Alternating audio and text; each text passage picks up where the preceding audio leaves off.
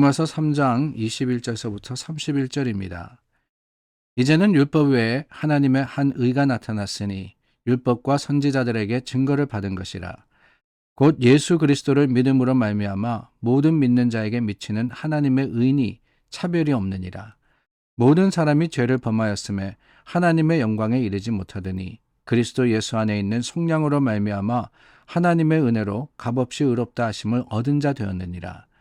이 예수를 하나님이 그의 피로써 믿음으로 말미암는 화목제물로 세우셨으니 이는 하나님께서 길이 참으시는 중에 전에 지은 죄를 간과하심으로 자기의 의로우심을 나타내려 하심이니 곧 이때에 자기의 의로우심을 나타내사 자기도 의로우시며 또한 예수 믿는 자를 의롭다 하려 하심이라. 그런즉 자랑할 때가 어디냐? 있을 수가 없느니라. 무슨 법으로냐? 행위로냐? 아니라 오직 믿음의 법으로니라. 그러므로 사람이 의롭다 하심을 얻는 것은 율법의 행위에 있지 않고 믿음으로 되는 줄 우리가 인정하노라. 하나님은 다만 유대인의 하나님이시냐 또한 이방인의 하나님은 아니시냐. 진실로 이방인의 하나님도 되시느니라. 할례자도 믿음으로 말미암아 또한 무할례자도 믿음으로 말미암아 의롭다 하실 하나님은 한 분이시니라. 그런즉 우리가 믿음으로 말미암아 율법을 파기하느냐? 그럴 수 없느니라. 도리어 율법을 굳게 세우느니라. 우리가 성경을 읽을 때 여러 책들의 이름이 있지 않습니까?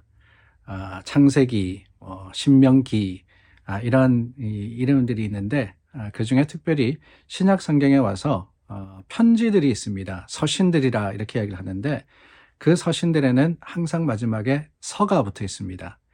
복음서에는 복음이 붙어 있죠. 마태복음, 마가복음, 누가복음, 요한복음 이 네 가지가 복음이고 그리고 서신들이 있는데 갈라디아서, 데살로니가 전서, 후서 이렇게 서가 붙어 있습니다. 저희가 계속해서 나누고 있는 로마서는 어떻습니까? 마지막에 서가 붙어 있죠. 다르게 이야기하면은 로마서는 편지다라는 겁니다. 서신이라는 거예요. 누구의 서신이냐? 바울이 로마 교회에 쓴 편지다라는 사실을 우리가 항상 기억해야 합니다. 그 책의 이 배경 또한 그 목적에 따라서 우리가 이해해야 하는 것이 조금씩 다를 수 있기 때문에 그래요.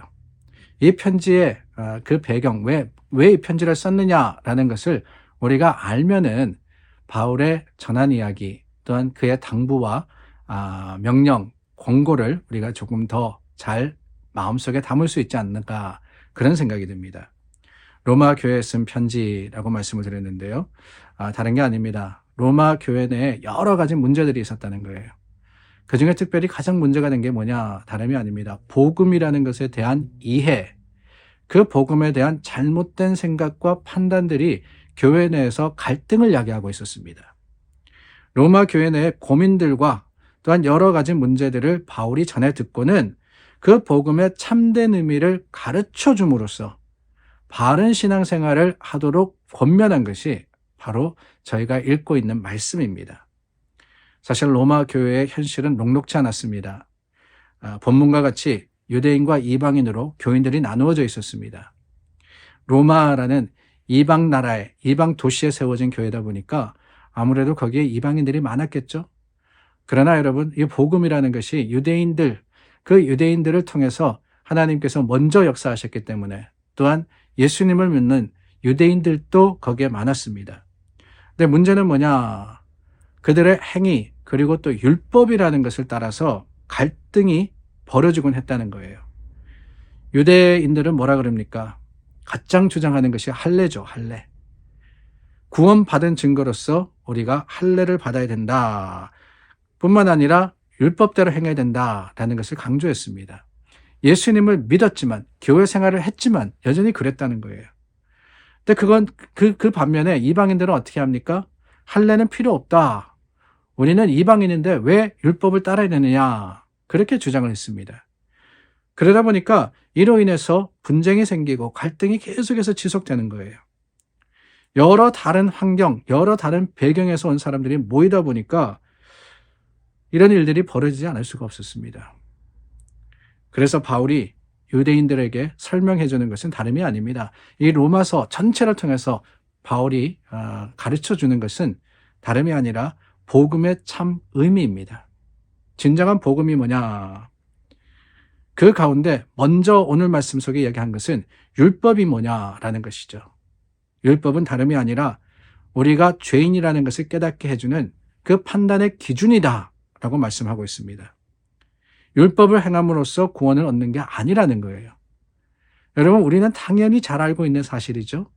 당연히 우리가 고백하는 사실입니다. 우리는 유대인이 아니니까요. 그러나 여러분, 그 당시를 살아가던 2000년 전 이 교회를 살아가던 유대인들과 이방인들 사이에서는 이것이 가장 큰 문제 중에 하나였어요. 율법을 어떻게 할 거냐? 갈라디아서 3장에 보면은 바울이 그러지 않습니까? 이 율법을 초등교사다라고 표현했습니다. 어린 학생들이 무엇이 옳고 그른지를 모를 때 그것을 가르쳐 주기 위해서 교사의 역할을 하는 것이 율법이지, 그것을 통해 가지고 구원받는 것은 아니라고 하고 있습니다. 율법의 행위로 구원을 얻는다라고 생각했던 유대인들에게 얼마나 충격적인 이야기였겠어요. 그러나 여러분, 복음은 율법의 행위에 있는 것이 아니라 예수 그리스도를 구원자로 믿는 믿음에 있음을 우리가 고백해야 합니다. 어떤 행위로도 결코 우리는 거룩해질 수 없는 존재입니다. 의로워질 수 없는 존재예요. 오직 믿음 안에서 하나님께서 의롭다 하셔야 되는 거예요. 근데 하나님이 우리를 의롭다 하시는 조건이 뭐라 그랬습니까? 그게 바로 믿음이라 그랬거든요. 이신칭의라는 표현이 있죠. 좀 어렵습니다. 이신칭의. 믿음으로 의롭다함을 받는다라는 거예요. 의롭게 칭해진다라는 겁니다. 그렇습니다, 여러분. 모든 사람이 죄를 범하였으면 하나님의 영광에 다다르지 못했다 그랬어요. 그러나 예수 그리스도의 그 놀라운 은혜로 말미암아서 하나님의 은혜, 그 사랑의 은혜가 우리로 하여금 의롭다 하심을 받은 자 되게 했다라고 하시지 않습니까? 예수 그리스도를 믿음으로써 그 예수님의 십자가의 능력으로서 우리가 구원받았습니다. 그렇기 때문에 여러분, 이것은 값없는 거예요. 우리가 무엇을 해서 받는 것도 아니고 그 받은 것을 또한 우리가 자랑스럽게 여길, 그 자랑스러운 내 행위 속에 있는 자랑이라는 것은 있을 수가 없는 겁니다. 오직 값없이 받았기 때문에 감사만이 있을 수 있는 거죠. 감사하면 되는 거예요. 감사하면. 저와 여러분, 예수 그리스도 안에서 구원받았지 않습니까? 구원받은 사람들이 할 것은 감사함으로써 말씀대로 살아가는 거예요.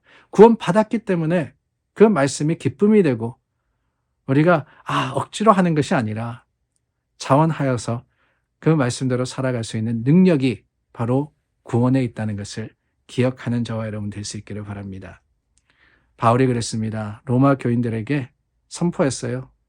예수 그리스도 안에는 차별도 없고 은혜라는 것은 누가 뛰어나기 때문에, 누가 덜하기 때문에 뛰어난 사람에게 주는 것도 아니고 율법을 지키고 행했기 때문에 그 사람들에게 허락된 것도 아니다 라고 말입니다.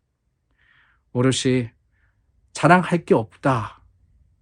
우리가 한 게 아니기 때문에 그렇지 않습니까, 여러분? 뭘 자랑하겠어요? 내가 유대인이라고 자랑합니까? 내가 지위가 높다고 자랑합니까? 우리가 오랜 동안 신앙생활 했다고 자랑합니까? 많이 안다고 자랑합니까? 할 수 없어요. 우리가 자랑할 것은 무엇입니까? 오직 예수 그리스도, 십자가를 자랑할 수밖에 없음을 기억하고 오늘 주님 앞에서 감사하며 하루의 삶을 사시는 여러분들이 되시기를 바랍니다. 기도하겠습니다. 좋으신 하나님, 값없이 구원을 받은 우리들, 그 구원의 놀라운 은혜를 기억하며 감사하며 주님을 찬양하는 하나님의 사람들 되게 하여 주시옵소서. 예수님 이름으로 기도드립니다. 아멘. 6월의 첫날이네요. 오늘도 하나님 안에서 새 달을 시작하며 주님께서 이 한 달도 우리를 지키시고 이끌어 주시기를 구하여서 기도하기를 원합니다. 기도하겠습니다.